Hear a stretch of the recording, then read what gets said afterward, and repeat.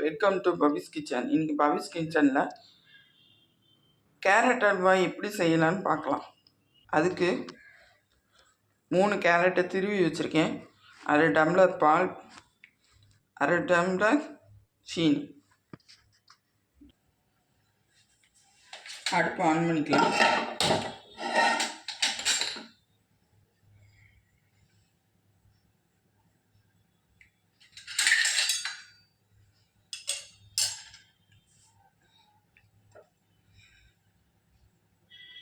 Pan சூடாகிடுச்சு. நம்ம துருவி வச்சுருக்க கேரட்டு போட்டோம்.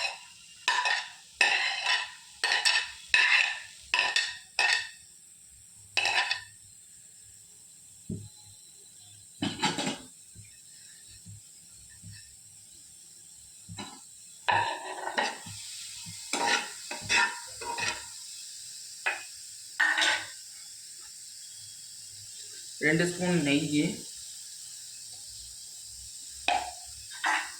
நல்ல நெய்யிலேயே ஃப்ரை பண்ணிடணும்.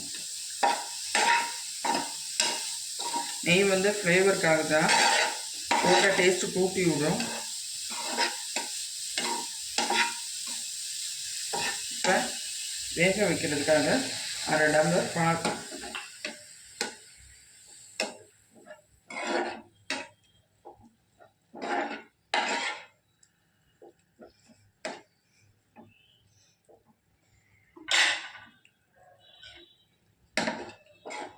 காய்ச்சின பால் தான் ஊற்றணும்.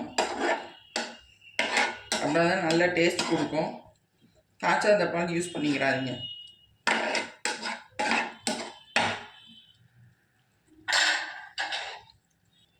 பால் வத்துற வரைக்கும் கிண்டிக்கிட்டே இருக்கணும், இல்லைன்னா அடி பிடிச்சிடும்.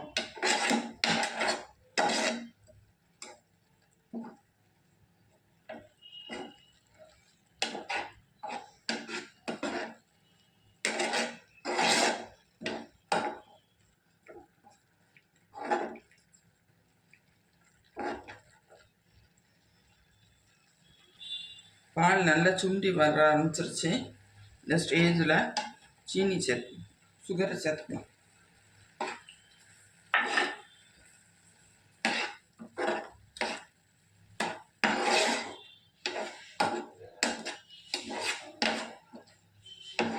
கேரட்டும் கொஞ்சம் தண்ணி விட்டோம்னால, லைட்டாக தண்ணி விடணுனால விடாமல் கிண்டிக்கிட்டே இருக்கணும்.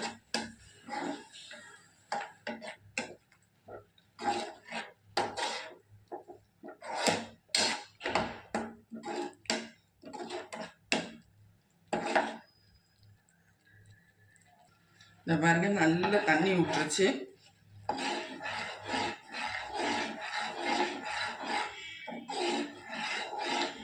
சீனியை இலக்கி வந்ததுனால தண்ணியாக இருக்கிற மாதிரி தெரியுது.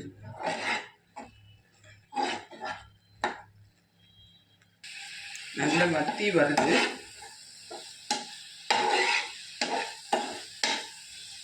நான் நெய் ஊற்றலை, வேணுங்கிறவங்க நெய் ஊற்றிக்கோங்க. ஆனால் திகட்டிற போது பார்த்து இந்த ஸ்டேஜில் ஆஃப் பண்ணிடலாம்.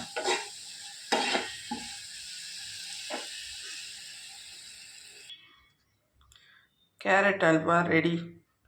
மறக்காமல் லைக் பண்ணுங்கள், கமெண்ட் பண்ணுங்கள், சப்ஸ்கிரைப் பண்ணுங்கள்.